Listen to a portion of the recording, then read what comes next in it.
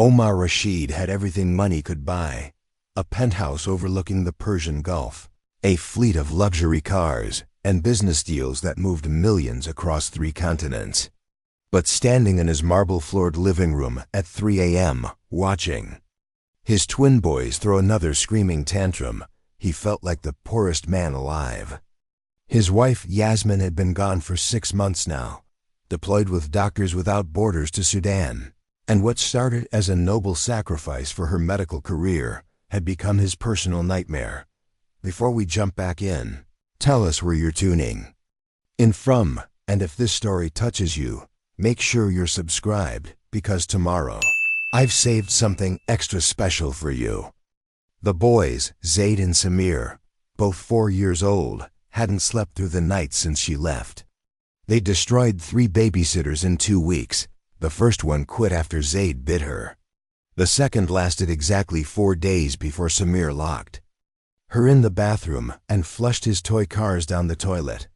The third didn't even make it past the interview when both boys simultaneously decided to paint the white leather sofa with chocolate pudding. Omar ran his hands through his hair, exhaustion weighing on his shoulders like lead. In the boardroom, he commanded respect from oil ministers and international investors.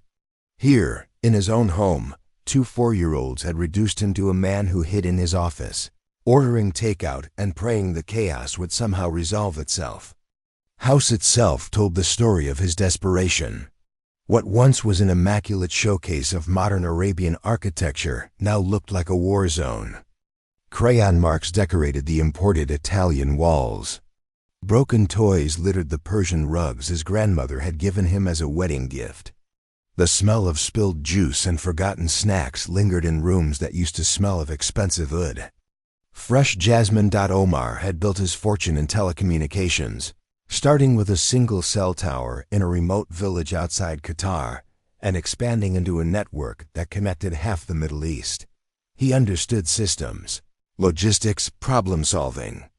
But parenthood, single parenthood of twin boys who spoke their own secret language and seemed to take joy in collective destruction. This was beyond his expertise. The breaking point came on a Tuesday morning. Omar had an important video conference with investors in London, a deal worth $40 million that he'd been cultivating for 8 months. He'd set the boys up with cartoons, snacks, and explicit instructions to stay quiet for 1 hour. Just 1 hour. 20 minutes into the call, as he was explaining projected quarterly growth to men in expensive suits on his laptop screen, Zaid appeared behind him completely naked, covered head to toe in what Omar prayed was chocolate, but strongly suspected was something far worse. Before Omar could react, Samir joined his brother, also naked, also covered in the mysterious brown substance, and they both began what could only be described as a tribal war dance directly in the camera's view. The London investors stared in stunned silence. Omar's face burned with humiliation as he frantically tried to end the call while wrestling 2 slippery, giggling children out of frame. The deal was dead. 8 months of work destroyed in 30 seconds by twin tornadoes of chaos. That night, after the boys finally crashed from exhaustion in a fort they'd built from couch cushions and his best suits, Omar sat alone in his study and did something he hadn't done since his father's funeral. He cried.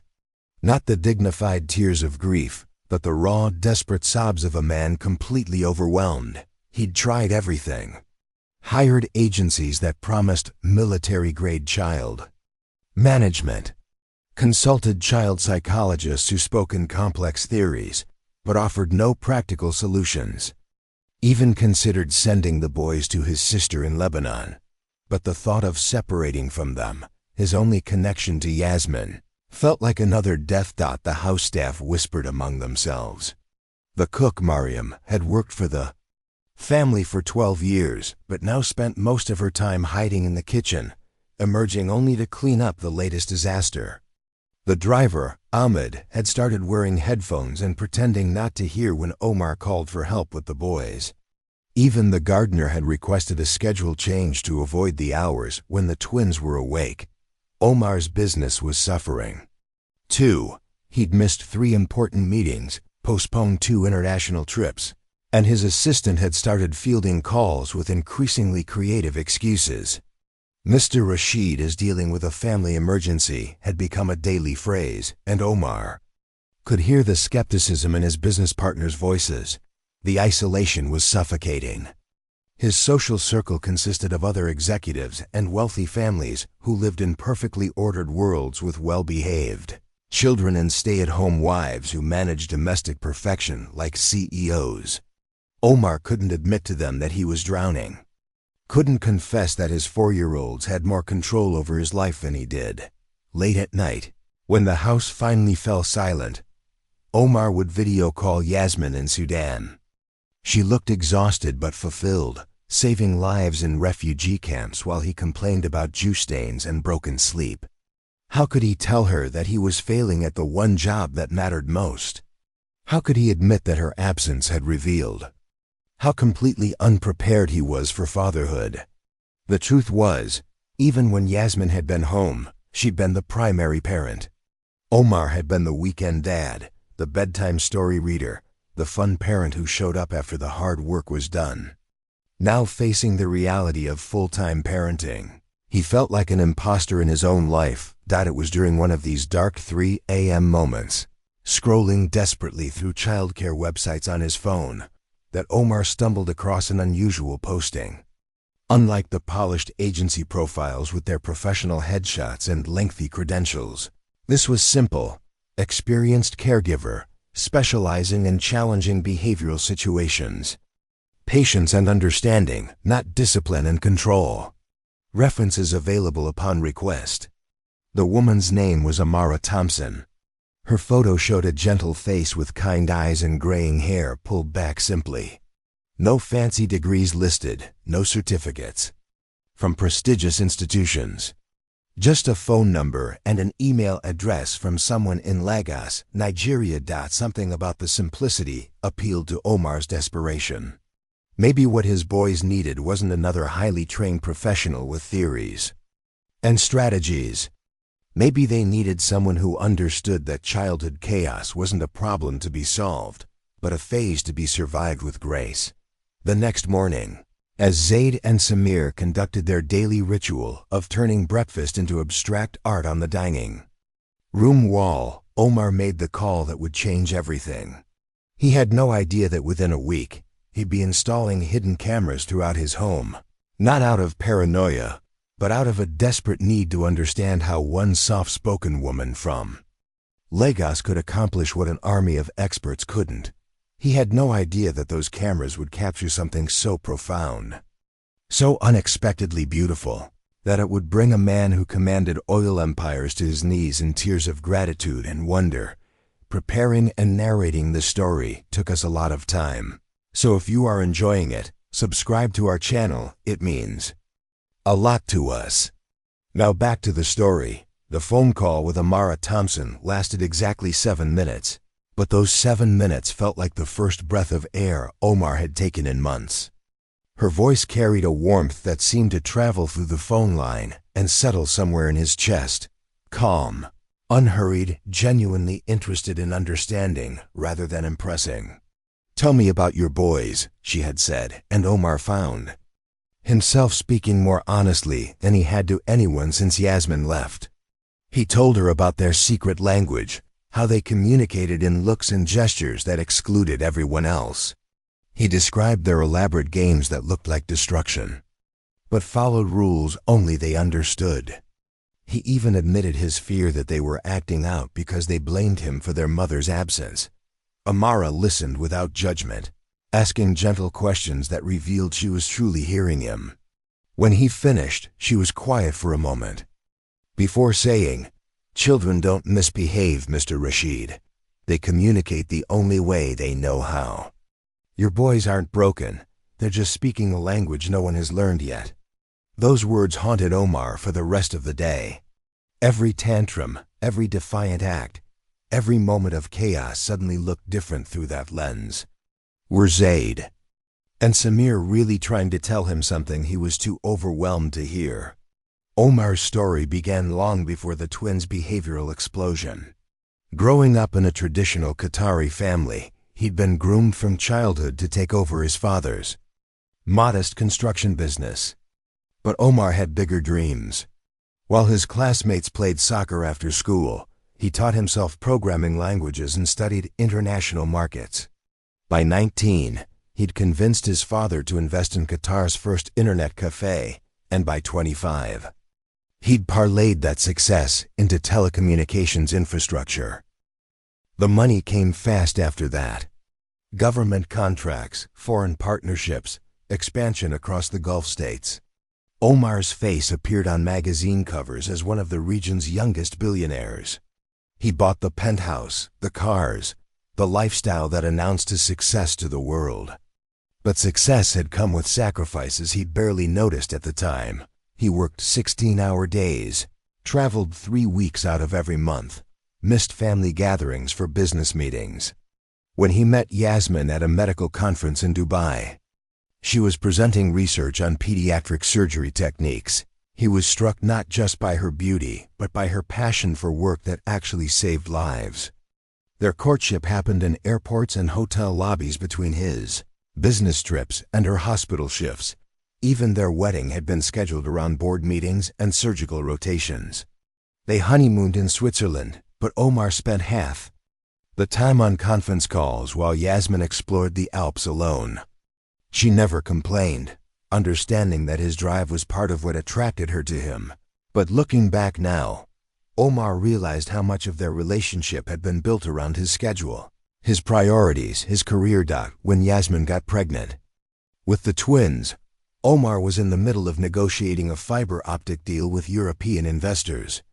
He missed the first ultrasound appointment, arriving at the clinic just as Yasmin was leaving, clutching the grainy photos that showed 2 tiny heartbeats. She smiled and forgave him, as she always did, but something in her eyes had shifted that day. The twins arrived 6 weeks early, while Omar was in London closing another deal. He raced back to Doha, spending the flight imagining the worst, only to find Yasmin exhausted but radiant in the NICU, holding 2 impossibly small babies who looked like wrinkled little philosophers contemplating the universe. Zaid came first, quiet and watchful even as a newborn, with Omar's serious dark eyes. Samir followed 8 minutes later, already making his presence known with lusty cries that echoed through the hospital wing.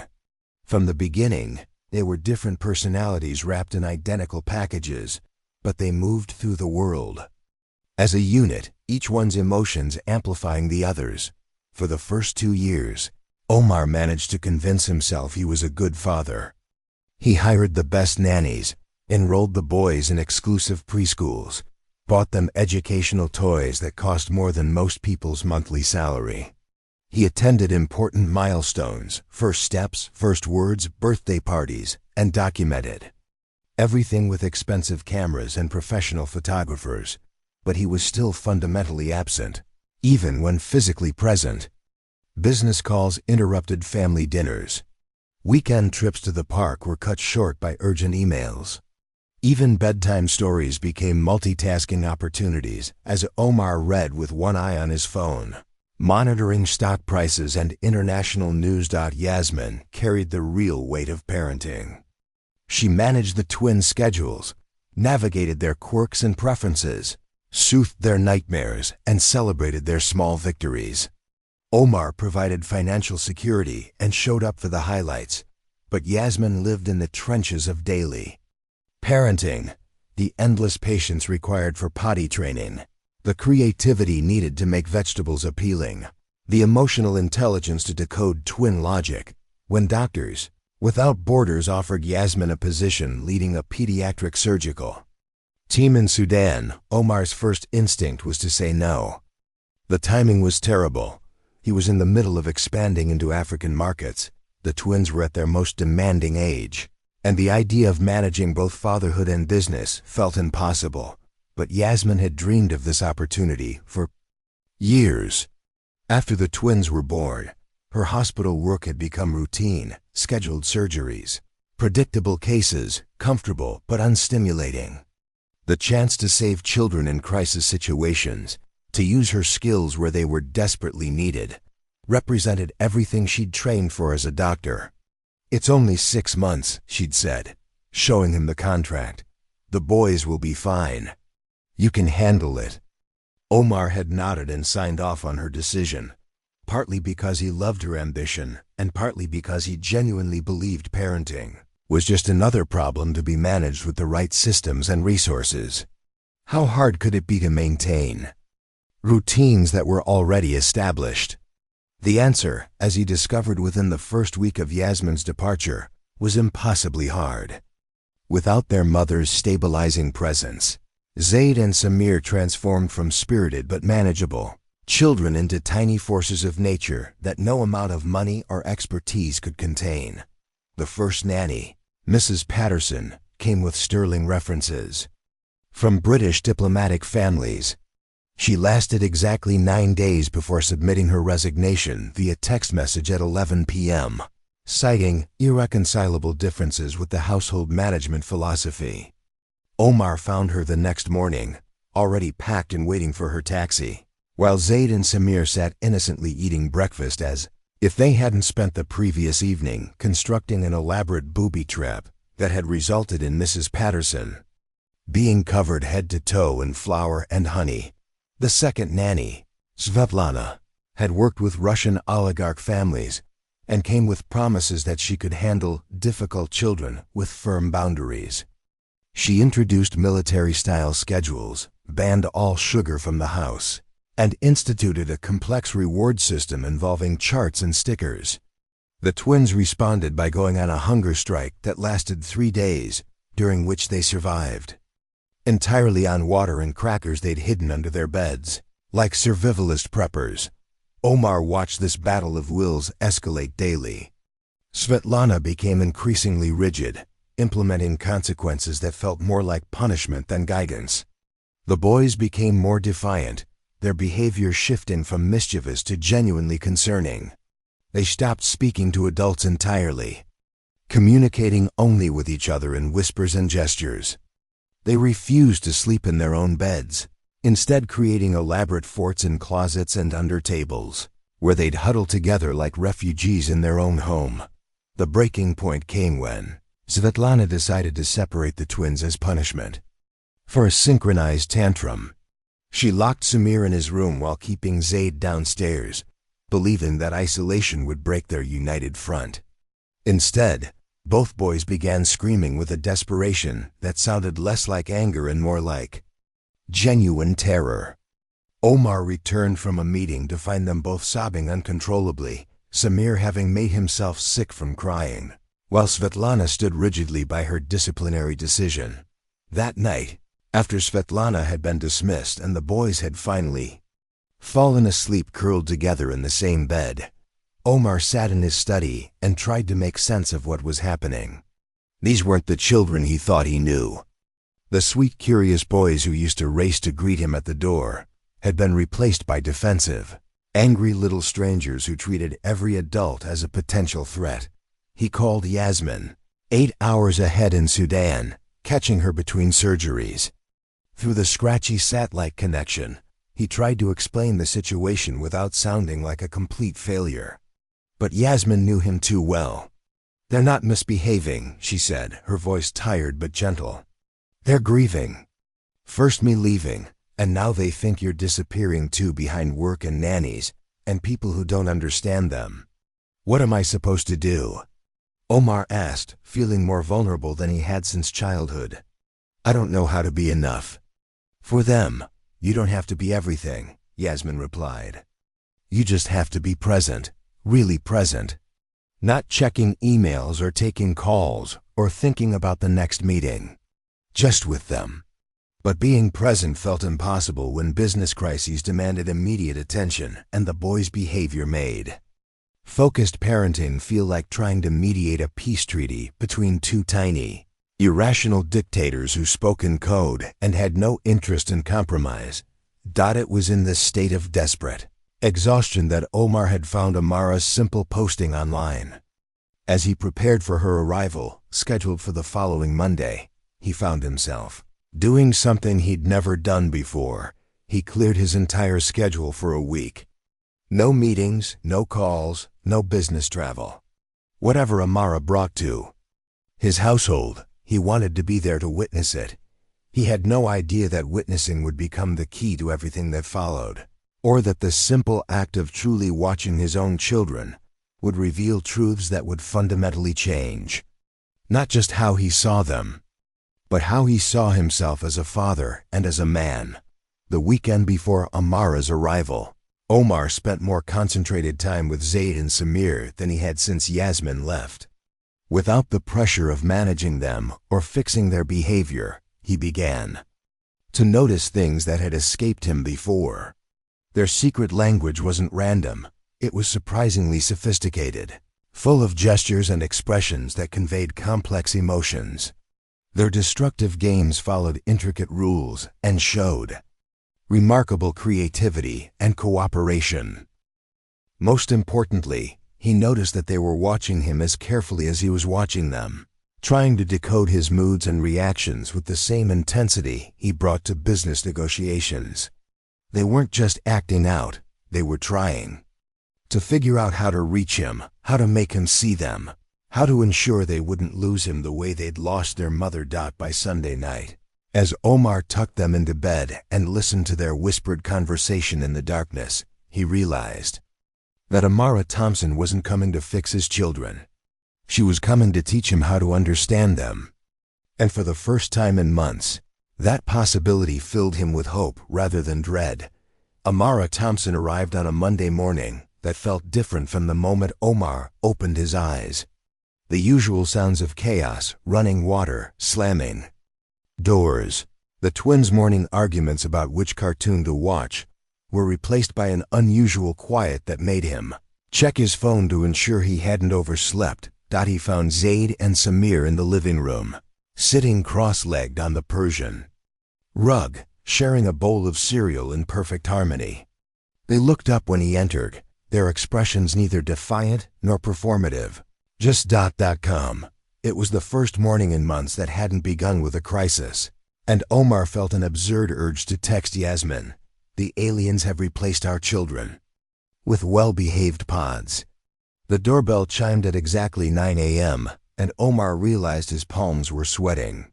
After everything that had happened with previous caregivers, he developed an almost superstitious dread of interviews. But when he opened the door, Amara's presence immediately dispelled his anxiety. She stood barely 5 feet tall, with silver-streaked hair braided into an elegant crown around her head. Her clothes were simple, a flowing purple dress with intricate embroidered patterns and comfortable walking shoes that suggested practicality over fashion. What struck Omar most were her hands, weathered and gentle, with calluses that spoke of real work, and fingers that moved with unconscious grace as she adjusted the strap of her worn leather bag. "Mr. Rashid," she said, her accent carrying the musical rhythm of Lagos mixed with something else, perhaps British from years of education, or American from previous employment. "Thank you for trusting a stranger with your precious boys." Before Omar could respond, both twins appeared behind him like silent shadows. This was their usual tactic: ambush the new caregiver with intense scrutiny, testing boundaries through calculated chaos. But instead of launching into their typical interrogation routine, they simply stared at Amara with the kind of focused attention they usually reserve for nature documentaries. Amara crouched down slowly, bringing herself to their eye level without advancing into their space. "You must be Zaid and Samir," she said, her voice carrying warmth without the forced enthusiasm that had characterized previous nannies. "I've heard you're very smart boys who take good care of each other." Omar braced himself for the response, usually some combination of hiding behind his legs, running away, or launching into immediate testing behavior. Instead, Samir stepped forward slightly and pointed to his brother. "That's Zaid," he said. "Clearly, he's older by 6 minutes, but I'm taller by this much." He held up his fingers to show a tiny measurement that was probably imaginary but clearly important to him.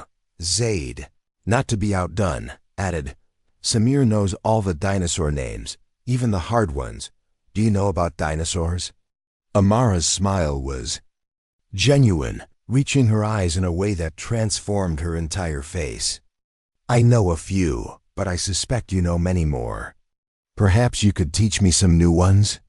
And just like that, Omar watched his sons, who had terrorized 3 professional caregivers and turned his household into a war zone, begin an animated discussion about pterodactyls and whether they were technically dinosaurs or just flying reptiles. Amara listened with the kind of attention usually reserved for important business presentations, asking thoughtful questions and nodding seriously at their explanations. Would you like to see our room? Zaid asked, a question that had never emerged during previous caregiver meetings. We have a fossil collection and a microscope, Samir added. Mama got it for us before she went to help sick children in Africa. Omar's chest tightened at the casual mention of Yasmin, but Amara simply nodded. I would be honored to see your collections. Scientists need proper laboratories for their important work. As the boys led Amara upstairs, chattering about their various treasures, Omar followed at a distance, marveling at the transformation. Their bedroom, which had become a fortress of blankets and hidden snacks during the nanny wars, was still chaotic but suddenly looked like the creative workspace of 2 curious children rather than a bunker for siege warfare. Amara examined their fossil collection with genuine interest, holding up each rock and shell for close inspection. She listened to Samir's detailed explanation of how sedimentary layers preserved ancient creatures, and nodded seriously when Zaid demonstrated the proper way to adjust the microscope focus. She didn't tidy or organize or suggest improvements. She simply entered their world on their terms. In my village in Nigeria, she said, settling onto the floor between their beds, my grandmother taught me that rocks hold the memory of the earth. She said if you listened carefully, they would tell you stories about the world before humans. Both boys leaned in closer, captivated by this idea that their scientific interests connected to ancient wisdom. Omar realized he'd never thought to frame their hobbies as anything more than expensive educational tools, but Amara had just transformed their rock collection into a bridge between cultures and generations. What kind of stories? Samir asked, unconsciously moving closer to Amara's side. Oh, stories about when the desert was covered by ocean, and when giant creatures walked where cities now stand. But the rocks are shy. They only share their secrets with very quiet listeners who know how to be patient. Omar watched his sons absorb this information with the seriousness they brought to their most important discoveries. Without being told, both boys lowered their voices and moved more carefully, as if the room had suddenly become a sacred space where ancient secrets might be revealed. The rest of the morning unfolded with a rhythm Omar had never experienced in his own home. Amara didn't impose a schedule or announce activities. Instead, she followed the boys' natural interests, transitioning seamlessly from fossil examination to building with blocks to creating an elaborate storyline involving plastic dinosaurs and superhero figures. What amazed Omar most was how she managed their energy without suppressing it. When Samir became overly excited about recreating a volcanic eruption in the kitchen sink, Amara didn't say no. She suggested they move the experiment to the garden, where they could use the hose and really explore what happens when baking soda meets vinegar on a larger scale. The resulting explosion of foam and giggles drew Omar to the window, where he watched his sons jump and dance in the artificial eruption they'd created. Amara stood nearby, not controlling or directing, just available and present, as they explored cause and effect with the kind of joy that had been missing from their lives for months. She's remarkable, Mariam, the cook said quietly, appearing beside Omar at the window. They haven't smiled like that since their mother left. Omar nodded, feeling something shift in his chest as he watched Zaid help Samir collect foam samples in small containers for later examination under the microscope. These weren't the same children who had driven 3 caregivers to resignation. They were scientists, explorers, partners in discovery, exactly who they'd always been. But now someone was seeing them clearly. Lunch was another revelation. Previous nannies had approached meals as battles to be won, with complex negotiations over vegetables and threats about dessert. Amara simply prepared simple foods and invited conversation about the morning's discoveries. She listened to Samir's theory about whether dinosaurs would have liked pizza, and seriously considered Zaid's question about what pterodactyl eggs might have tasted like. "In my family," she said, cutting fruit into small pieces, "we believe that sharing food is sharing stories. Every meal is a chance to learn something new about each other." "What's your favorite story about food?" Zaid asked, climbing onto the chair beside her with an ease that startled Omar. His sons had maintained careful distance from previous caregivers, but Amara's presence seemed to naturally invite closeness. "When I was about your age, my grandmother taught me to make fufu. It's like bread, but you make it by pounding cassava with a big wooden stick. She said the rhythm of the pounding was like a heartbeat, and that each family had their own rhythm that made their fufu special." "Could we make some?" Samir asked, his eyes bright with possibility. "If your father doesn't mind us making some noise in his beautiful kitchen," Amara replied, glancing at Omar with a smile that included him in the conversation, rather than excluding him from his son's world. For the first time in months, Omar felt wanted rather than merely tolerated in his own home. "I think we could handle some noise," he said, and was rewarded with matching grins from both boys. The afternoon brought more small miracles. A disagreement over toy sharing, the kind of conflict that had previously escalated into full-scale warfare, was resolved when Amara suggested they create a story where the disputed toy was actually a magical artifact that gained power when shared between brothers. Instead of fighting, Zaid and Samir began collaborating on an elaborate narrative that transformed their living room into an enchanted kingdom. Omar found himself lingering in doorways, watching interactions that felt both magical and completely natural. Amara had an intuitive understanding of when to engage and when to step back, when to offer guidance and when to let the boys lead. She never raised her voice, never looked frustrated, never treated their questions or ideas as interruptions to more important adult concerns. Most remarkably, she included Omar whenever he appeared, not as an authority figure who needed to be consulted about decisions, but as another person who might be interested in dinosaur facts or magical kingdom stories. For the first time since becoming a father, Omar felt like he belonged in his children's world rather than hovering anxiously at its edges. As evening approached, and the boys' energy naturally began to wind down, Amara helped them transition toward bedtime without the usual negotiations and resistance.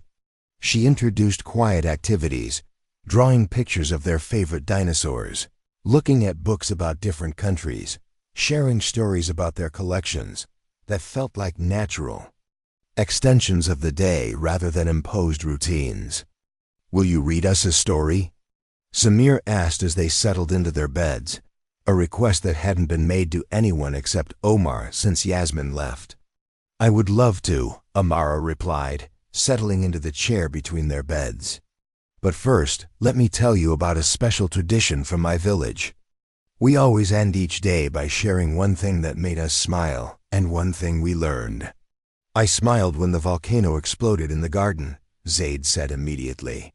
"And I learned that rocks can tell stories if you listen carefully." I smiled when we made up the Magic Kingdom story, Samir added. "And I learned that fufu sounds really fun to make." Amara nodded seriously, honoring their contributions. "I smiled when I saw how much you love learning new things, and I learned that you two are the kind of scientists who ask the very best questions." Then she looked toward Omar, who had been standing quietly in the doorway. "What about you, Mr. Rashid? What made you smile today?" The question caught him off guard. When was the last time anyone had asked about his happiness, or when he'd stopped to notice what brought him joy?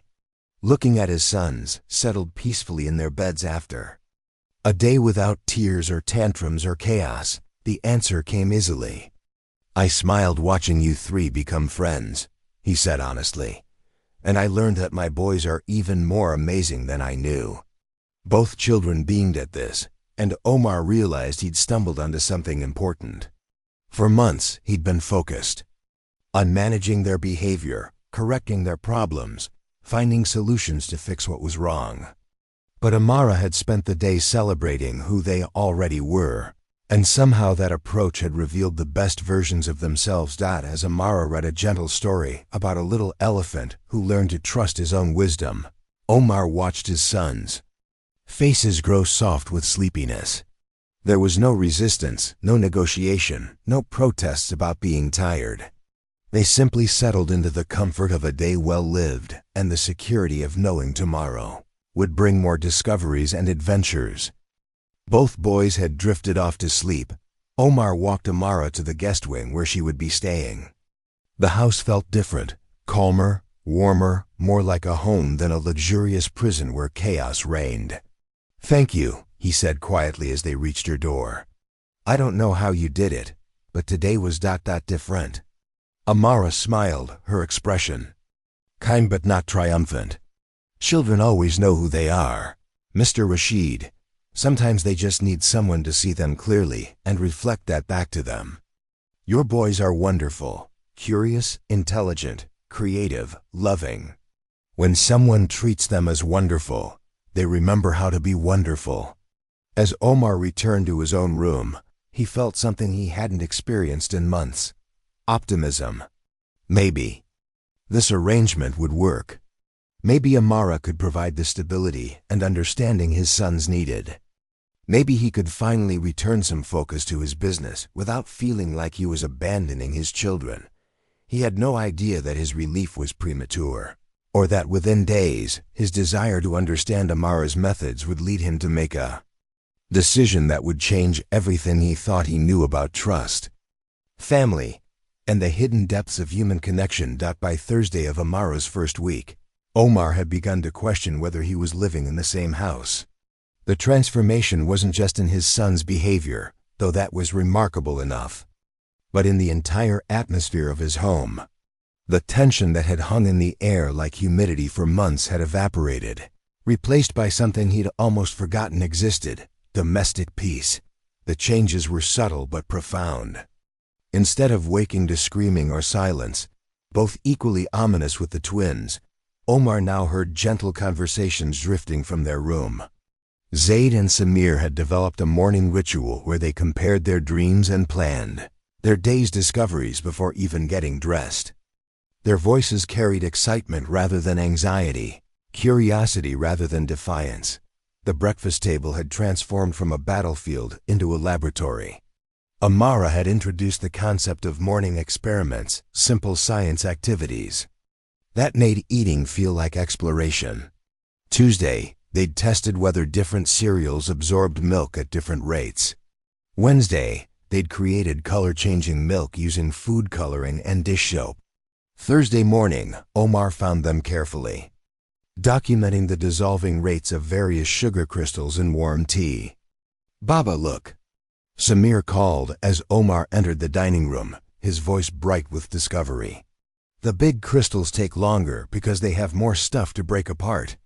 And the brown sugar makes swirls," Zaid added, stirring his spoon in slow motion to demonstrate the caramel pattern spreading through his cup. Omar sat down to join them, something he hadn't done in months. Previously, breakfast had been a rushed affair where he checked emails while the boys either fought or ate in sullen silence.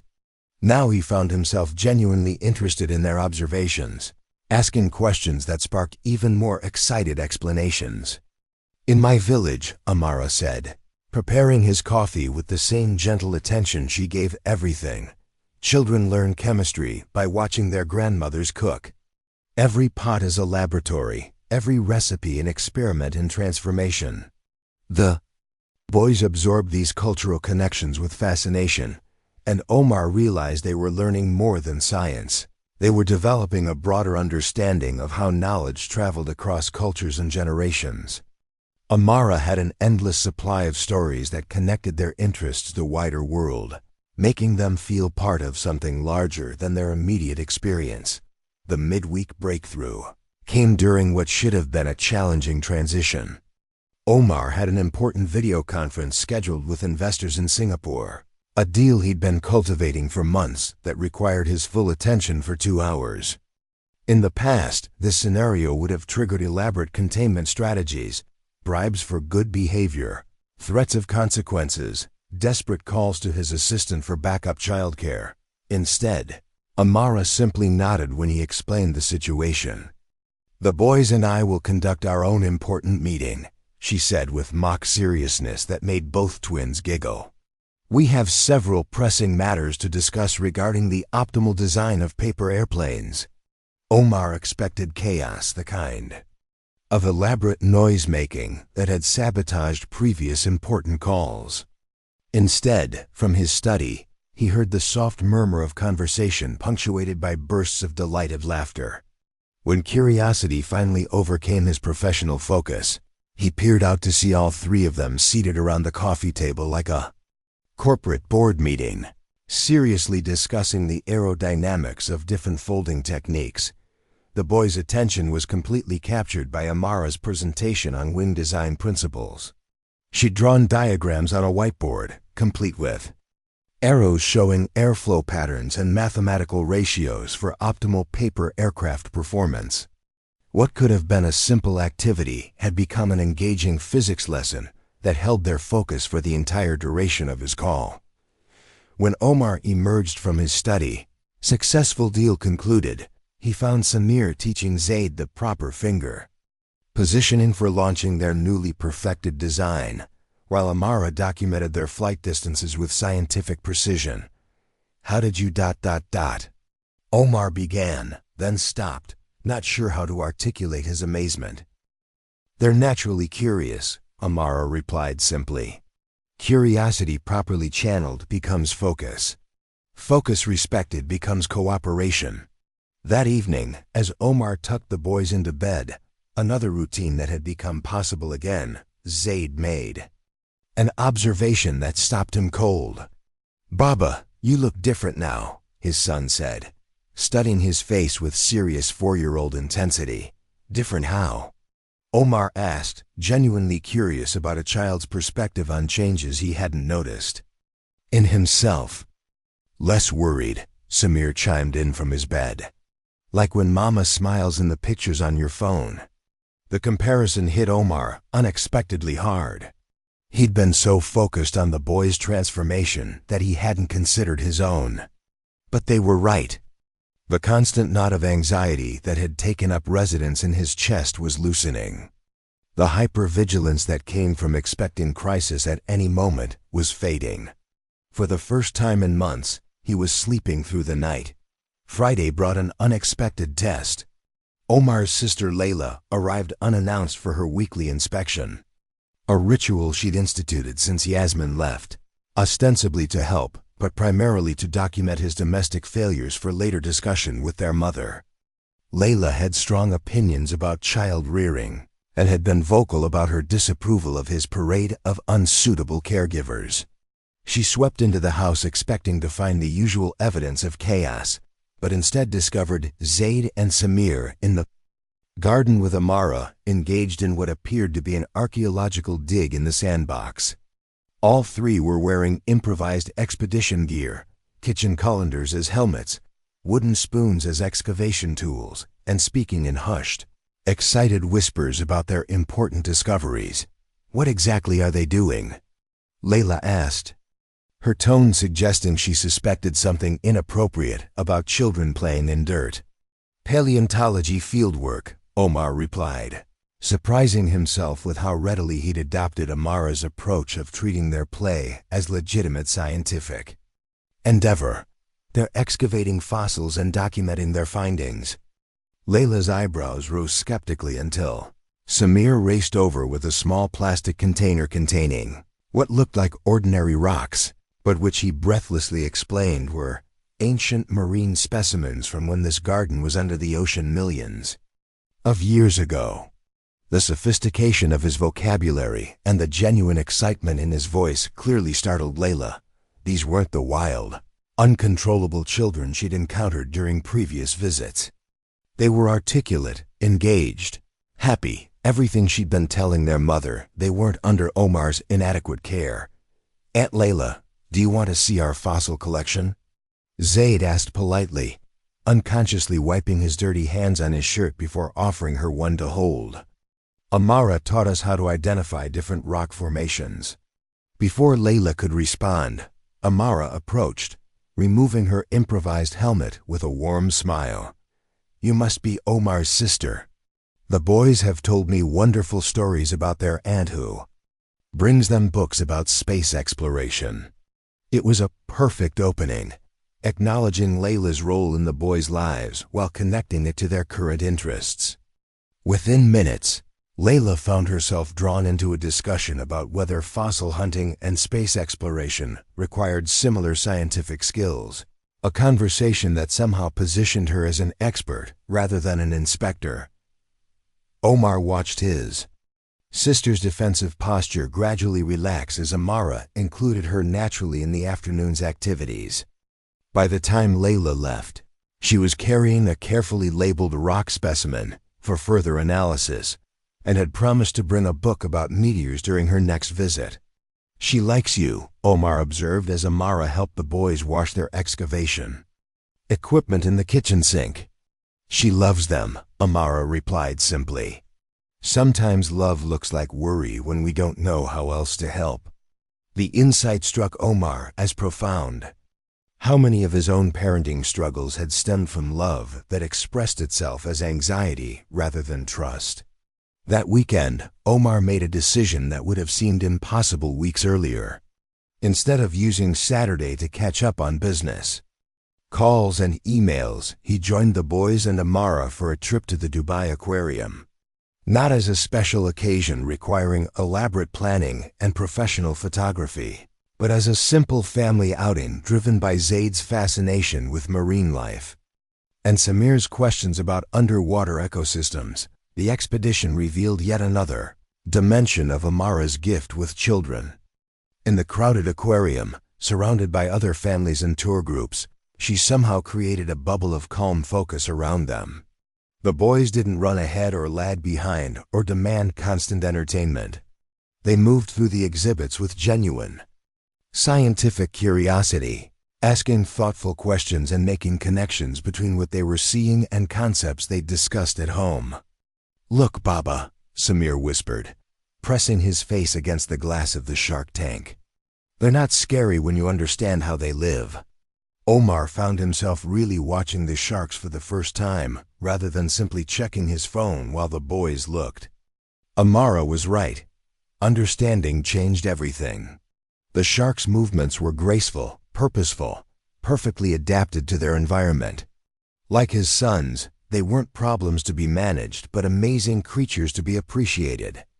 The trip extended naturally into lunch at a nearby cafe, where the boys sketched pictures of their favorite marine animals while explaining to Omar why octopi were actually more intelligent than most people realized. Their conversation was animated but calm, inclusive but not attention-seeking. Other diners smiled at their enthusiasm, rather than looking annoyed by children's voices. Driving home, Omar realized he'd just experienced something he'd thought was impossible, an enjoyable family outing that didn't feel like work. The boys hadn't required constant management or entertainment. They'd simply shared their interests with the adults they trusted, creating connections rather than demanding attention. That evening, as the boys settled into bed without the usual negotiations, Omar found himself facing an unexpected problem. The peace in his household was almost too good to believe. After months of chaos, the transformation felt miraculous, and miracles, in Omar's experience, usually came with hidden costs. His business mind, trained to identify risks and vulnerabilities, began questioning what he couldn't see. How exactly did Amara achieve these results? What methods was she using that had escaped 3 previous professional caregivers? Were there aspects of her approach that he, as their father, should understand better? The questions weren't born from suspicion, but from a desire to learn. If Amara possessed insights that could help him become a better father, shouldn't he try to understand them? If her techniques could create lasting change rather than temporary compliance, didn't he owe it to his sons to study and internalize her methods? That night, as Omar lay in bed listening to the blessed silence of a peaceful household, he made a decision that felt entirely logical at the time. He would have discreet security cameras installed in the main common areas, not to spy on Amara, but to learn from her, to understand the nuances of her interactions that he might be missing, to become a student of successful parenting rather than a desperate manager of domestic crisis. The irony would only become clear later. In seeking to understand trust, he would nearly destroy it. In trying to learn the secrets of connection, he would discover that the most profound truths couldn't be captured on camera, but only experienced through the vulnerable act of believing in another person's goodness. But for now, in the quiet satisfaction of a home finally at peace, Omar's plan seemed like wisdom rather than the beginning of a crisis. That would teach him the true meaning of faith.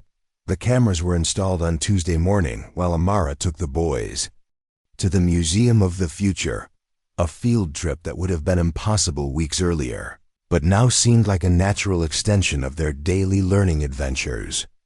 Omar supervised the installation personally, ensuring the devices were discreet enough to be invisible to casual observation, but sophisticated enough to capture clear audio and video. Just the common areas, he instructed the technician, a young Emirati man who installed security systems for wealthy families across Dubai. Living room, kitchen, dining area, garden. Nothing in bedrooms or bathrooms, obviously. Standard family monitoring setup, the technician nodded, clearly familiar with affluent parents who wanted to observe their domestic help. Motion activated. Night vision capable. Feeds directly to your phone and tablet. You'll get alerts for any unusual activity. Omar signed the paperwork with hands that trembled slightly. The logical part of his mind insisted this was reasonable, responsible even. But something in his chest felt tight, like he was crossing a line he couldn't uncross. Still, the desire to understand Amara's methods outweighed his discomfort. He told himself he was being strategic, not suspicious. When Amara and the boys returned that afternoon, their excitement about interactive, holographic displays and artificial intelligence exhibits filled the house with animated chatter. Omar listened to their descriptions while discreetly checking his phone to ensure the camera feeds were working properly. The irony wasn't lost on him. Here he was, using technology to spy on the most authentic relationship his sons had experienced in months. The first few days of surveillance revealed exactly what Omar expected, more of the magical interactions he'd already witnessed.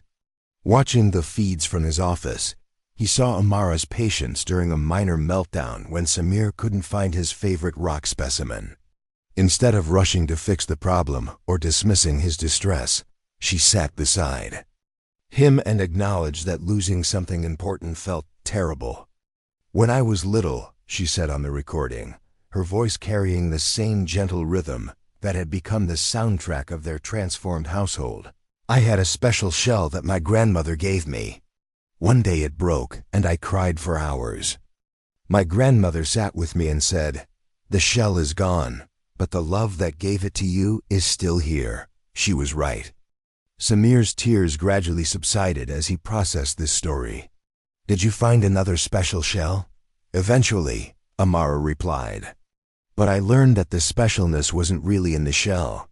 It was in remembering how much my grandmother loved. Emmy, your rock will turn up, but even if it doesn't, the excitement you felt when you found it is still yours." Omar watched his 4-year-old son visibly absorb this lesson in resilience and perspective. Within minutes, Samir had shifted from despair to renewed interest in searching, approaching the hunt like a scientific investigation rather than a desperate quest. The rock appeared under a couch cushion 20 minutes later. But by then Samir had already demonstrated remarkable emotional growth. These moments filled Omar with admiration for Amara's wisdom, but also with a growing unease. Her insights seemed almost supernatural in their effectiveness. How did she always know exactly what to say? How did she navigate the boy's complex emotions with such consistent success? The more he watched, the more her abilities seemed to transcend normal childcare. Skills. Wednesday evening brought the first crack in Omar's confidence. He was reviewing the day's footage when he noticed something odd. During the afternoon's garden time, Amara had spent several minutes talking to herself while the boys played nearby. The camera angle made it impossible to see her expression clearly, and the audio only captured fragments. Rem what we discussed, double quote, and not much longer, now and something that sounded like they'll understand eventually. Omar replayed the segment multiple times, trying to make sense of the conversation. Was Amara on a phone call he couldn't see? Speaking to someone off camera? Or was she talking to herself in a way that suggested something more concerning? The questions gnawed at him through a sleepless night. By Thursday morning, his perspective on every interaction felt tainted by uncertainty. When Amara suggested a spontaneous trip to the spice souk in Old Dubai, Omar found himself wondering about her motivations. Was she genuinely interested in showing the boys different cultures, or was there another agenda? The boys should learn about the heritage of their region, she explained as they prepared to leave. Spices tell stories about trade routes and cultural exchange. It's living history. Her reasoning was perfectly logical, exactly the kind of educational opportunity Omar wanted for his sons. But now he couldn't shake the feeling that she was too perfect, too consistently wise, too good at saying exactly what he wanted to hear. External pressure began that afternoon with a phone call from his business partner, Halil, who had heard about the new nanny through Dubai's interconnected social network of wealthy families. Omar, Habibi, I need to speak with you about something delicate, Halil began, his tone carrying the kind of careful concern that preceded unwelcome news. My wife was at the country club yesterday, and there was some discussion about your household situation. Omar felt his jaw clench. The privileged social circle he moved in thrived on gossip, disguised as concern, and he'd been expecting scrutiny of his domestic arrangements. What kind of discussion? Questions about this African woman you've hired. No one knows anything about her background, her qualifications. Some of the wives are saying it's irresponsible to trust foreign help with children, especially after. Halil paused diplomatically. After what? After the incident with the Al Mahmoud family last year. Their Filipino nanny disappeared overnight with jewelry and cash. I'm not suggesting anything similar, but people are talking about how trusting you're being with a complete stranger. The conversation continued for another 10 minutes, with Halil carefully planting seeds of doubt while maintaining plausible deniability about his concerns. By the time Omar hung up, his confidence in his decision-making felt thoroughly undermined.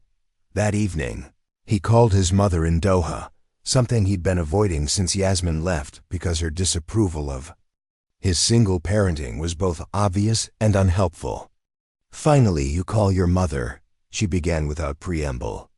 I hear you've hired another nanny. How many is this now? 4. 5. 3, Omar corrected wearily. And this one is different. The boys are happy, Mama. They're learning. They're calm. Double quotes. Too calm, maybe? His mother's voice carried decades of maternal suspicion. Children who are too well-behaved are sometimes being controlled in ways that aren't healthy. What do you really know about this woman? Has anyone verified her story? The questions his mother raised echoed his own growing doubts. What did he really know about Amara? Her references were minimal, her background sparse. She'd appeared in his life like an answer to prayer, but what if the answer was too good to be true? Friday brought another unsettling discovery on the camera feeds. While reviewing the week's recordings, Omar noticed that Amara had developed a habit of stepping out of camera range during certain conversations with the boys. Not obviously or suspiciously, but consistently enough to form a pattern. Kitchen. Conversations moved to the pantry area that wasn't covered. Garden discussions shifted to the corner by the fountain, where the camera angle was blocked by a large planter. Was she deliberately avoiding surveillance? And if so, what was she hiding? The paranoia that had been simmering all week reached a boiling point when Omar's sister Layla called with information that felt like a punch to the stomach. "I did some research on your nanny," she announced without preamble. "Called some contacts in Lagos, had someone check records." "Layla, you had no right. I had every right to protect my nephews when their father is being naive," she interrupted. "There are gaps in her employment history, Omar. Significant gaps. And the family she worked for before you? Their daughter had an accident while under Amara's care. A serious accident that required surgery." Omar's blood felt like ice water. What kind of accident? "The details are unclear, but the child fell from a tree and broke her arm badly. The family didn't press charges, but they dismissed Amara immediately. Afterward. Don't you think that's something you should have known?" The rest of the conversation blurred together as Layla continued sharing fragments of concerning information she'd gathered. Employment gaps that could indicate problems with previous families. References that couldn't be fully verified. A pattern of working with troubled children that ended abruptly under unclear circumstances. By the time Omar hung up, his hands were shaking. Every interaction he'd witnessed between Amara and his sons suddenly looked different through the lens of suspicion. Her patience could be manipulation. Her insights could be calculated rather than intuitive. Her success with the boys could be the result of methods he didn't understand and wouldn't approve of if he did. That weekend, as Omar watched Amara help the boys build an elaborate fort in the living room, he found himself analyzing every gesture, every word, every moment of contact. When she gently guided Samir's hands while teaching him to tie complex knots, was she being helpful or controlling? When she whispered private jokes that made both boys giggle, was she building healthy relationships or creating inappropriate intimacy?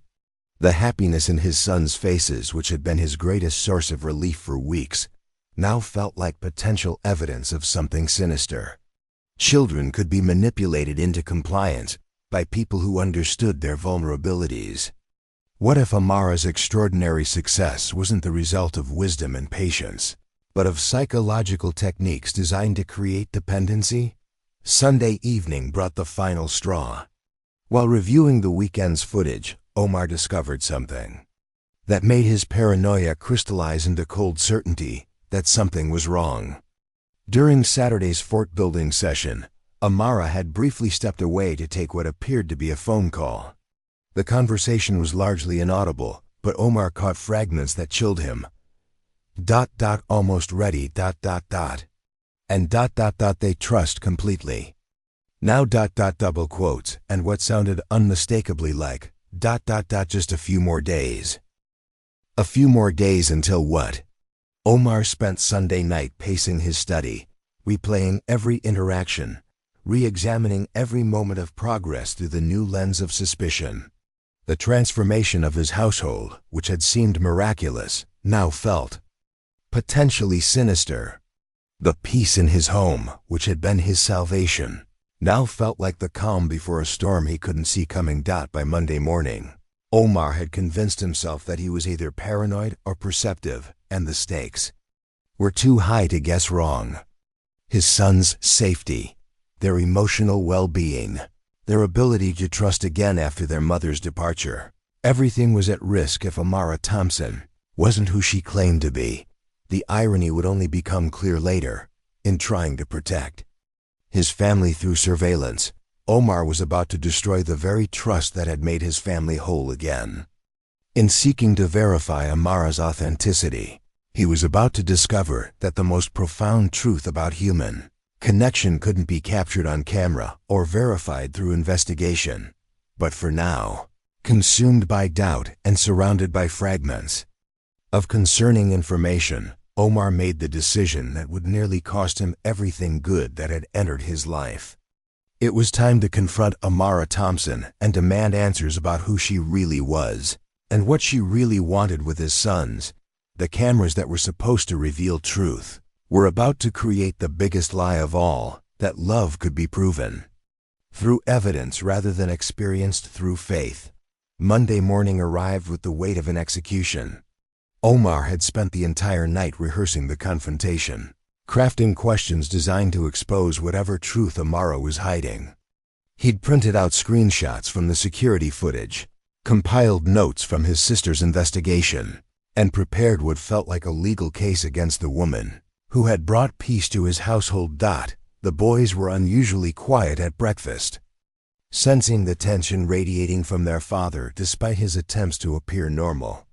Amara moved through her morning routine with the same gentle efficiency as always, but Omar now interpreted every gesture through the lens of suspicion.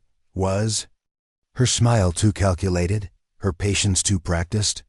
Her affection for his sons too convenient? "Baba, you look sad again," Zaid observed, his small face creased with concern. "Like you did before Amara came." The innocent observation hit Omar like a physical blow. In his paranoia, he'd forgotten that his sons were watching him as carefully as he was watching Amara. They could sense his retreat into anxiety, and it was already affecting their own emotional equilibrium. "I'm just tired," Omar lied, forcing a smile that felt like broken glass.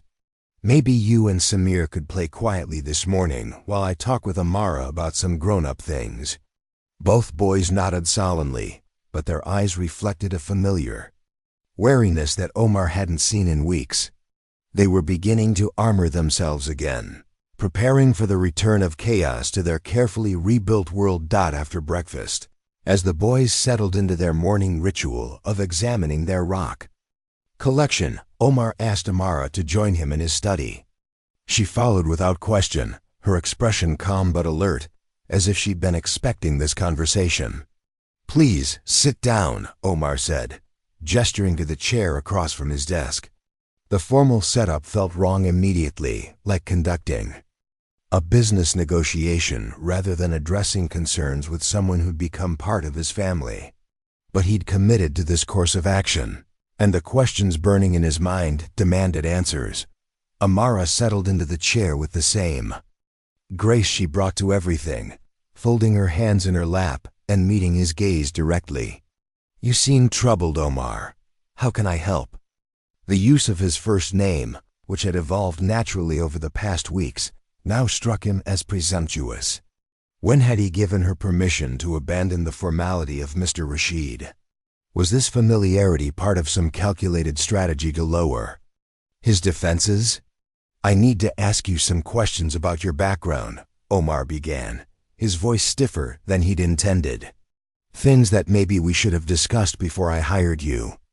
Something flickered across Amara's face, not fear, exactly, but a kind of weary recognition, as if she'd had this conversation before and knew how it would end. "Of course," she said quietly. "What would you like to know?" Omar consulted his notes, though he'd memorized every detail. "There are gaps in your employment history. Periods where you weren't working with families. Can you explain those?" "I returned to Nigeria several times to care for my aging mother," Amara replied without hesitation. "She had diabetes and needed assistance with her medications and daily activities. I wouldn't accept employment that prevented me from being there when she needed me." The answer was reasonable, delivered with genuine emotion that suggested truth. But Omar's suspicion had metastasized beyond reason.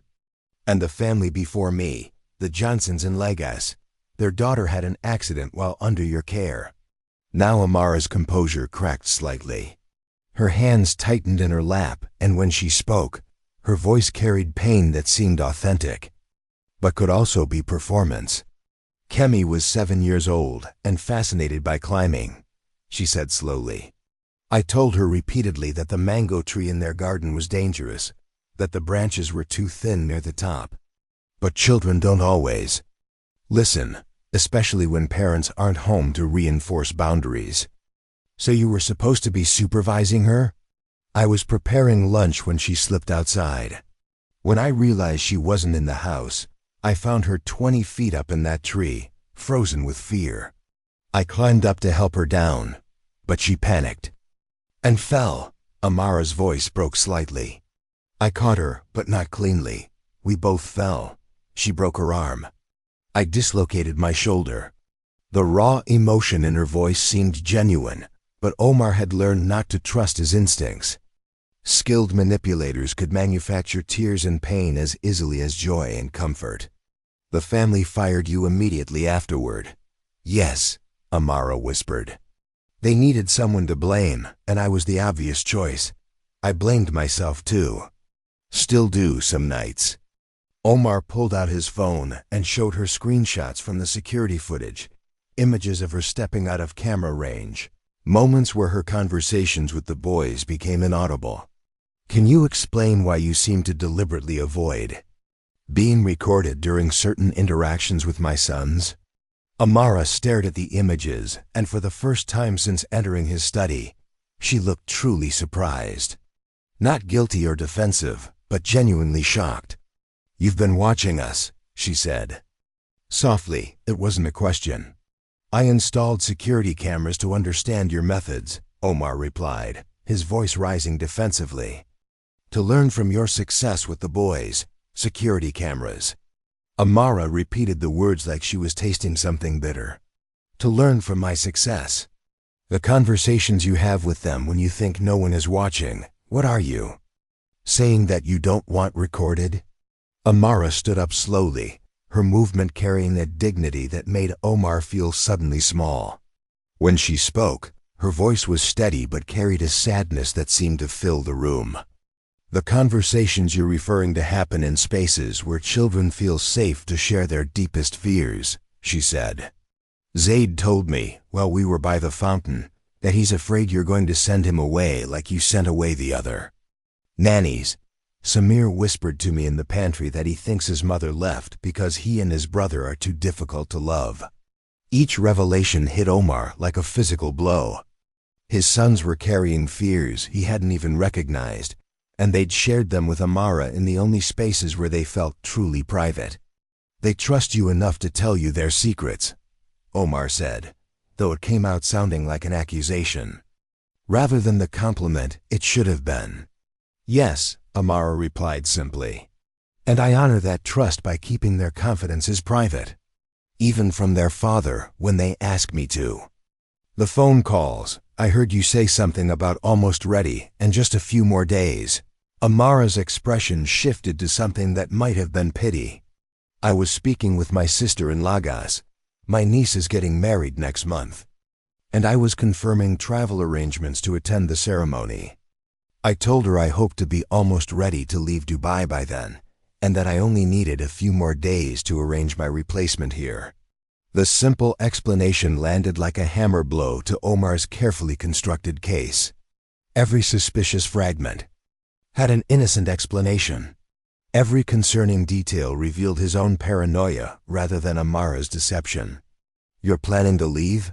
Omar asked, his voice suddenly small. I was never meant to be permanent, Amara replied gently.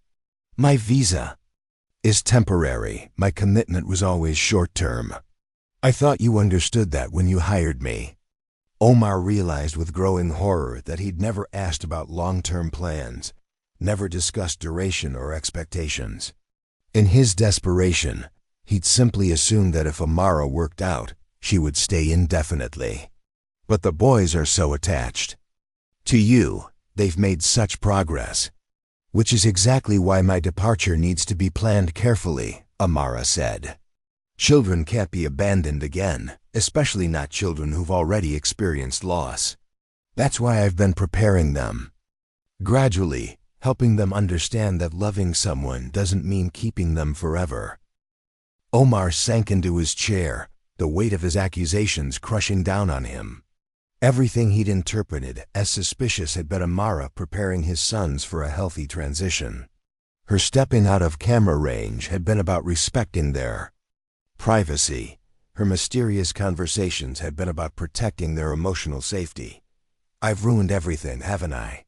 he whispered. Amara studied his face for a long moment, her expression unreadable. "You've certainly broken something," she said quietly. "The question is whether it can be repaired." "The boys don't know about the cameras?" "They do now," Amara replied. "Samir noticed one yesterday and asked me about it. I told him it was probably a safety device his father had installed. But children aren't stupid, Omar. They understand when they're not trusted." The sound of running footsteps in the hallway interrupted them, followed by Zaid's voice calling urgently, "Amara, Amara, come quick. Samir is crying and won't tell me why." Amara moved toward the door, then paused and looked back at Omar. "They need stability, not surveillance. Love, not investigation. If you can't provide that, maybe it's better that I leave sooner than planned." She left him alone in his study, surrounded by his printed evidence and screenshots, feeling like a prosecutor who just realized he was the criminal.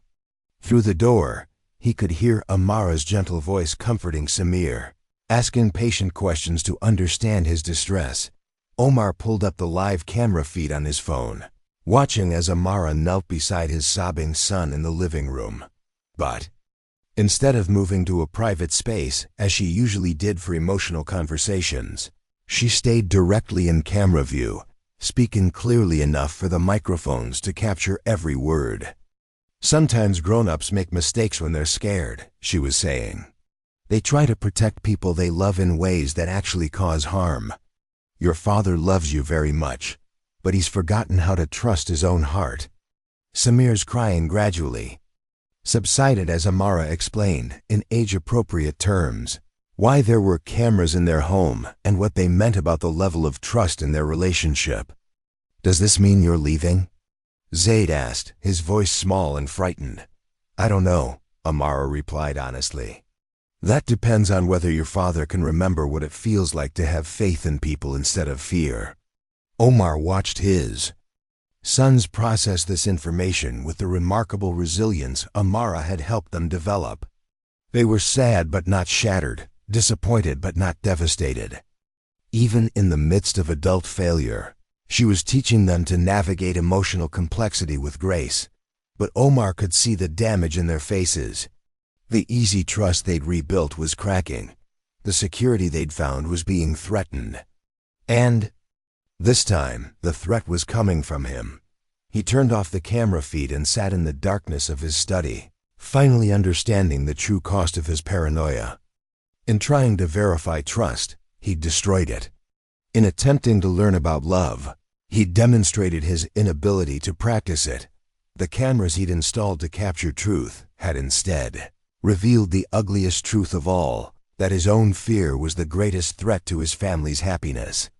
And now, as he listened to Amara's gentle voice, teaching his sons how to cope with yet another adult disappointment, Omar realized he might have lost the best thing that had ever happened to his household. The question was whether he could find the courage to tear down the walls of suspicion he'd built and rebuild the bridge of trust he'd burned. But first, he had to decide whether he was brave enough to believe in love without requiring proof, something that terrified him more than any business deal or family crisis he'd ever faced.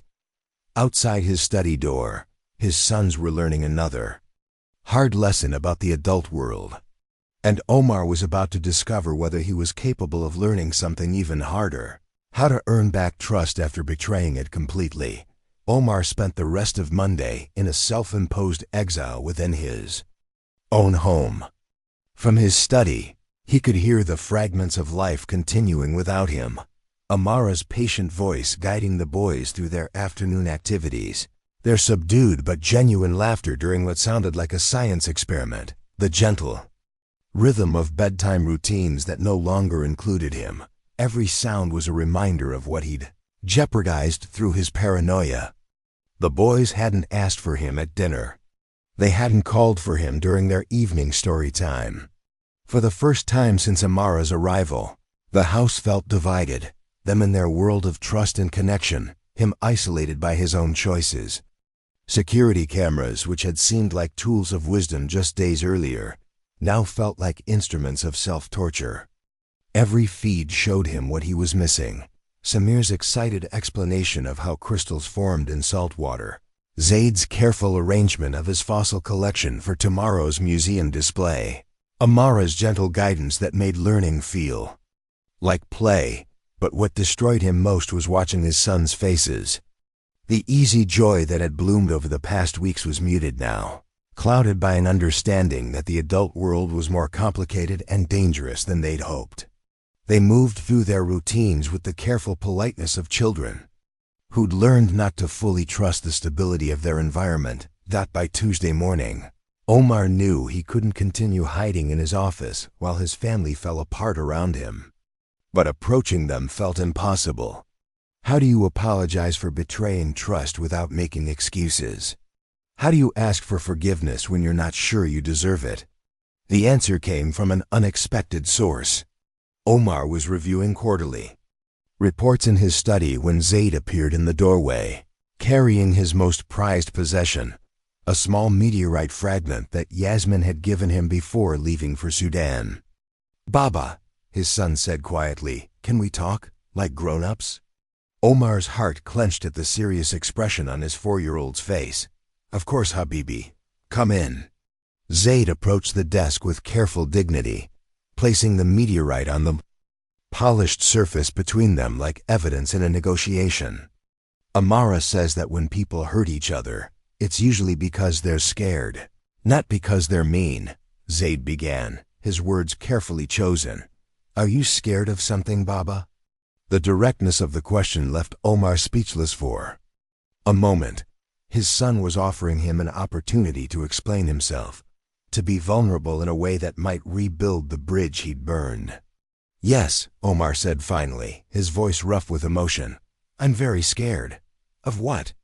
How could he explain to a 4-year-old the complex fears that had driven his behavior? The terror of losing another person he'd grown to depend on. The panic of not being enough for his children. The shame of failing at the one job that mattered most. "I'm scared of losing people I love," Omar said, choosing honesty over protection. "When Mama left, it hurt so much. And when Amara made you boys happy again, I was scared she might leave too. So I tried to watch her all the time to make sure she was safe for you." Zaid considered this explanation with the seriousness he brought to his scientific observations. "But watching people doesn't keep them safe," he said finally. "It makes them feel like you don't trust them. And people leave when they feel bad, not when they feel good." The wisdom in his son's words hit Omar like a revelation. In trying to prevent abandonment, he'd created the conditions that would cause it. In attempting to protect his family from loss, he'd become the source of potential loss himself. "You're right," Omar whispered. "I made a mistake, a big one." Zaid picked up his meteorite and held it out to his father. "Mama told me that meteors travel millions of miles through space, and most of them burn up before they reach Earth. But the ones that make it are special, because they survive the journey." Omar took the small space rock, feeling its weight and warmth in his palm. "What does that teach us?" "That valuable things are worth protecting, but you can't protect them by putting them in a cage. You have to trust them to be strong enough for the journey." The metaphor was so perfect, so profound coming from his young son, that Omar felt tears burning his eyes. Zaid had just articulated what months of business success and parenting struggle hadn't taught him, that love required faith, not control. "Can you forgive me for forgetting that?" Omar asked. Zaid nodded solemnly, then surprised his father by climbing onto his lap, the first physical affection he'd initiated since the confrontation with Amara. "But you have to ask Amara too," he said, settling against Omar's chest. "And Samir, we're all hurt, not just you." That afternoon, Omar did something he hadn't done in years. He canceled all his meetings and dedicated the entire day to repair work that couldn't be delegated or postponed. First, he called the security company and had every camera removed from the house. The technician seemed puzzled by the request to uninstall a system that had just been installed, but Omar didn't care about the waste of money or the inconvenience. Change of heart, he explained simply. Turns out some things shouldn't be recorded. Next, he sat down with Samir, who had been more deeply affected by the revelation of surveillance than his brother. The little boy's trust, once freely given, had been more thoroughly shaken by the discovery that their home wasn't the safe space it had seemed. "I'm sorry I made you feel like you couldn't have private conversations," Omar said, holding his son's hands in his. "Everyone deserves to have secrets and special thoughts that belong only to them." Samir listened with the grave attention he gave to important scientific discussions. "Amara says secrets are different from lies," he said finally. "Secrets are private things that don't hurt anyone. Lies are things that make people believe something that isn't true." She's right. And I confused the two. I thought you having secrets with Amara was dangerous, but really, it was just private. There's a big difference. "Are you going to make her leave?" Samir asked, his voice small with worry. The question Omar had been dreading hung in the air between them. He didn't know the answer, because it wasn't entirely his decision to make anymore. "I hope not," Omar said honestly. "But I hurt her trust in me, just like I hurt yours. Sometimes when we break something important, the other person needs time to decide if they want to fix it." Samir nodded with understanding that seemed far beyond his years. "Like when I broke Zaid's special rock last month, and he needed 3 days before he wanted to play with me again. Exactly like that. The hardest conversation was still ahead. That evening, after the boys were in bed, Omar approached Amara in the garden where she was tending to the small herb collection she'd started with the twins. She looked up as he approached, her expression neutral but not hostile. "The cameras are gone," he said without preamble. "All of them. I had them removed this afternoon." Amara nodded but didn't respond immediately. She continued watering the small basil plants, her movements deliberate and calm. "I owe you an apology that goes far deeper than just removing surveillance equipment," Omar continued. "I let fear make me forget everything you'd taught me about trust." "Fear is understandable," Amara replied quietly, still focused on her gardening. "But acting on fear without communication isn't. You could have simply asked me about anything that concerned you. You're right, I could have, should have. Instead, I chose suspicion over conversation, investigation over faith." Omar paused, searching for words that could convey the depth of his regret. "You brought peace to this house, and I repaid that gift by treating you like a threat." Amara finally looked up, meeting his eyes directly. "Why did you really install those cameras, Omar? Not the reason you told yourself, but the real reason." The question forced him to confront a truth he'd been avoiding. "Because I couldn't believe that someone could care about my sons without wanting something from me in return. Because in my world, every relationship is transactional. Because I'd forgotten that genuine goodness exists. And now?" Omar looked toward the house where his sons slept peacefully for the first time in days, their emotional equilibrium slowly healing from the trauma he'd caused.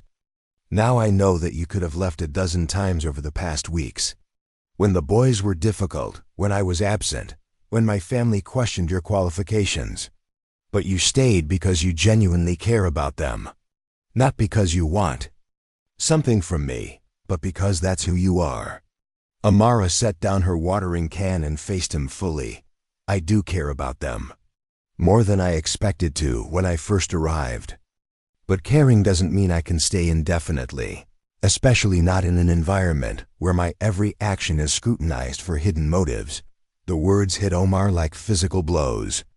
"Are you saying you've decided to leave?"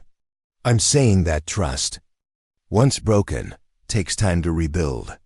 And I need to know that you're capable of believing in people's goodness without requiring proof. Omar felt desperation rising in his chest. Tell me what I need to do. How can I prove that I've learned from this mistake? Amara smiled sadly. You're still thinking in terms of proof, Omar. That's the problem. Love isn't something you verify through evidence or earn through performance. It's something you choose to believe in, even when, especially when, you can't see all the angles. That night, Omar lay awake staring at the ceiling, replaying Amara's words. She was right, of course. His entire approach to relationships was built on contracts and verification, mutual benefit, and measured risk. He'd succeeded in business by trusting only what could be documented and proven. But parenting, real parenting, required a different kind of courage. It meant believing in people's capacity for goodness without demanding guarantees. It meant choosing faith over fear, even when the stakes felt impossibly high. Wednesday morning brought an unexpected gift. Omar woke to the sound of laughter from the kitchen, not the careful, subdued interaction of the past few days, but genuine, unguarded joy. He found all three of them engaged in what appeared to be an experiment involving pancake batter and food coloring, creating rainbow stacks that were more art project than breakfast. Baba, Samir called excitedly. Look, we're making edible paintings. For a moment, the scene felt like the weeks before his paranoia had poisoned everything. But Omar could see the difference now. The way Amara's smile didn't quite reach her eyes. The careful distance she maintained, even while engaging with the boy's enthusiasm. That's beautiful, Omar said, and meant it. Can I help? The invitation hung in the air for a moment.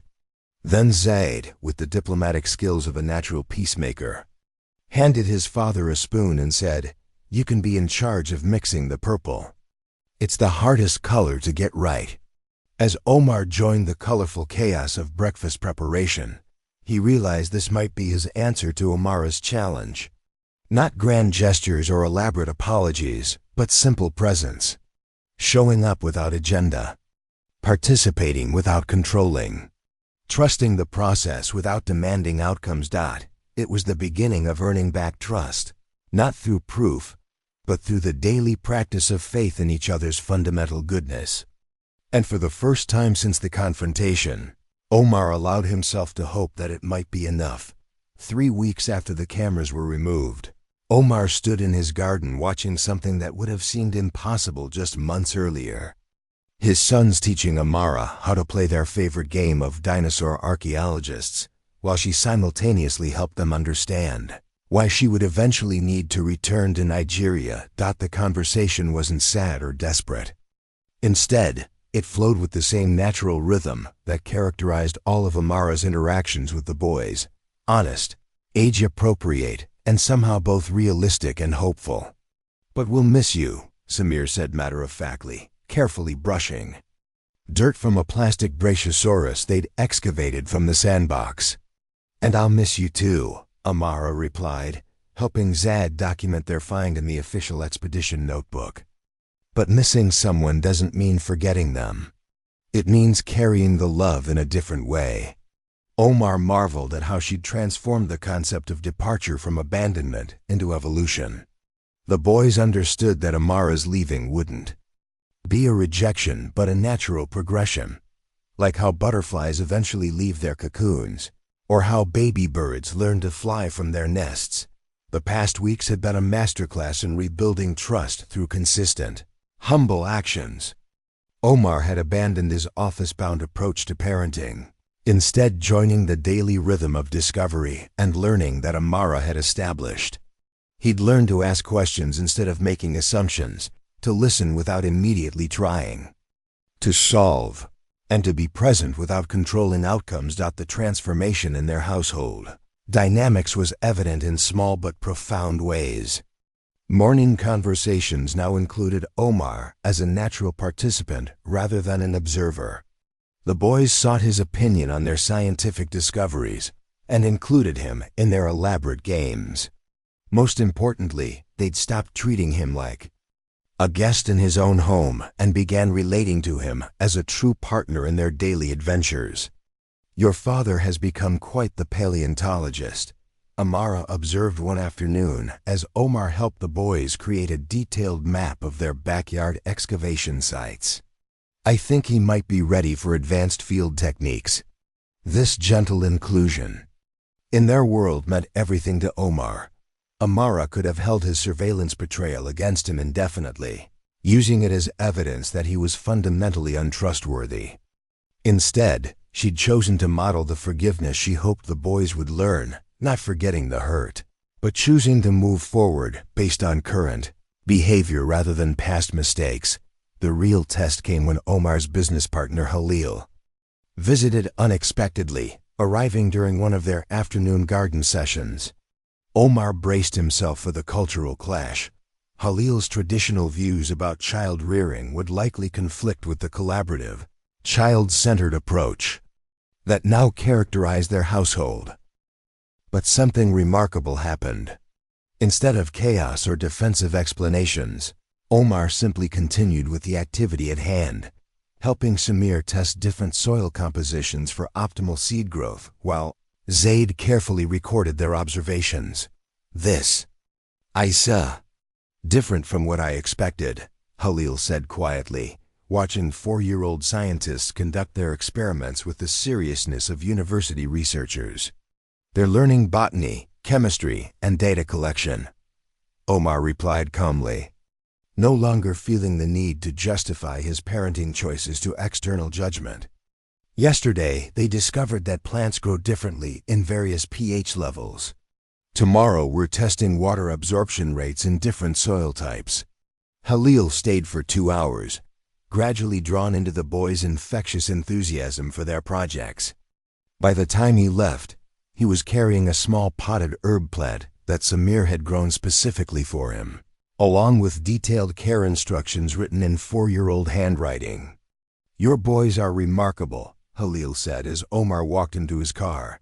"So engaged, so confident. Whatever you're doing, it's working."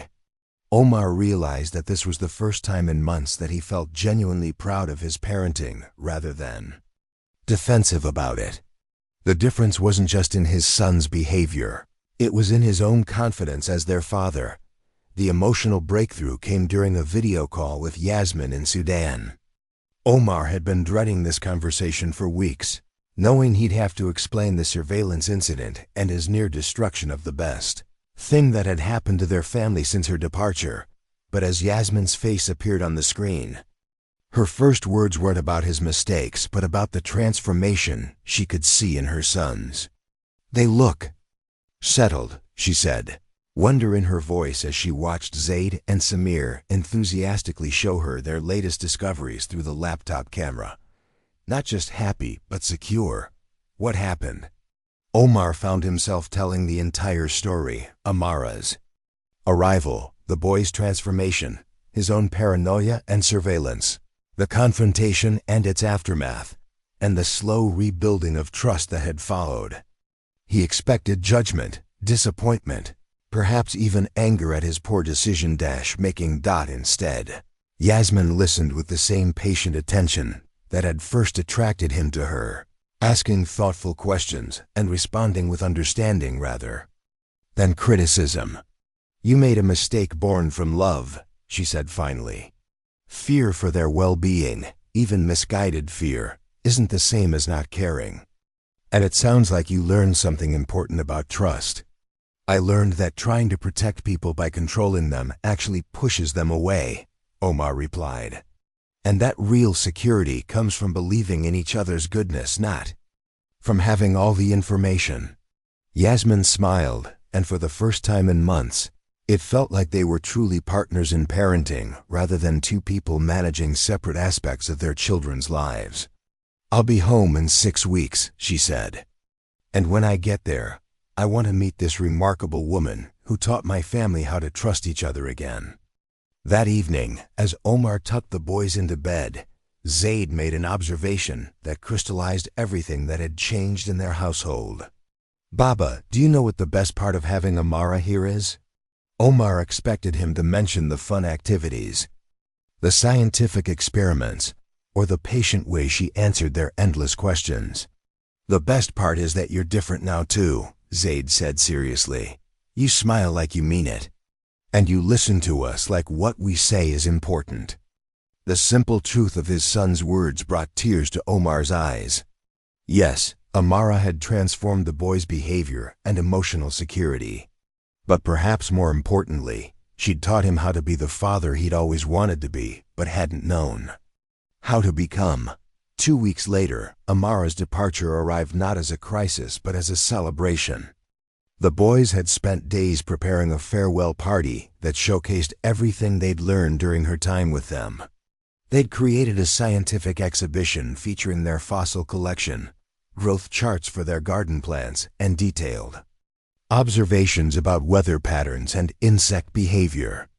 "This is your diploma," Samir announced solemnly, presenting Amara with a hand-drawn certificate declaring her an honorary junior scientist. Signed by both boys and their father, Amara accepted the award with the same seriousness she'd brought to all their discoveries, hanging it carefully in the place of honor they'd designated for it. "I'll treasure this always," she said. "And whenever I look at it, I'll remember 2 brilliant boys who taught me that the best teachers are often the youngest students." The goodbye at the airport was tearful but not devastating. The boys hugged Amara tightly, made her promise to send pictures from her niece's wedding, and extracted commitments for video calls and letters about their ongoing scientific projects. "Remember," she told them as her boarding was announced, "loving someone doesn't mean keeping them forever. It means celebrating who they are and supporting their journey, even when that journey takes them away from you." As they watched her plane taxi down the runway, Omar felt a complex mixture of sadness and gratitude. Amara Thompson had entered their lives as a temporary solution to a childcare crisis and had left them as a transformed family. 6 months later, when Yasmin returned from Sudan, she found a household that functioned with harmony she'd never seen before. Omar was fully present as a parent. The boys were confident and curious and secure, and all 3 of them had developed the kind of emotional intelligence that would serve them throughout their lives. "How did she do it?" Yasmin asked one evening as they watched the boys conduct an elaborate experiment involving baking soda volcanoes in the garden. "She taught us to trust each other," Omar replied. "Not trust based on proof or guarantees, but trust based on faith in each other's fundamental goodness." As he spoke, Omar realized that this lesson extended far beyond parenting. In his business relationships, his friendships, even his marriage, he'd been operating from a place of verification rather than faith. Amara had shown him that the deepest connections required vulnerability, not control. The hidden cameras that had nearly destroyed everything had been replaced by something far more powerful: the willingness to believe in love without demanding evidence, to choose hope over fear, and to trust that the people who matter most are worthy of faith rather than surveillance. Years later, Omar would tell people that Amara Thompson had saved his family. But the truth was more nuanced. She had simply shown them how to save themselves by learning to see each other clearly, love each other freely, and trust each other completely. And in a world where genuine human connection often felt impossible, to verify or protect, that was the most precious gift of all. Up next, you've got 2 more standout stories right on your screen. If this one hits the mark, you won't want to pass these up. Just click and check them out. And don't forget to like, subscribe, and turn on the notification bell so you don't miss any upload from us.